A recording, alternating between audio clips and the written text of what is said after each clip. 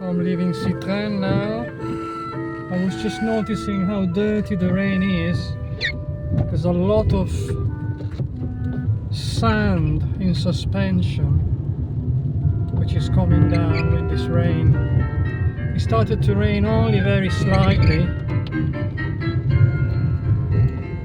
It is expected to become heavier in the afternoon, so now it's very light.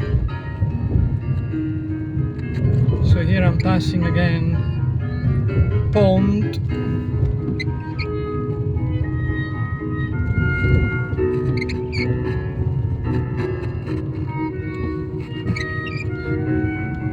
And then following here I have the other hamlet, which is Combaz.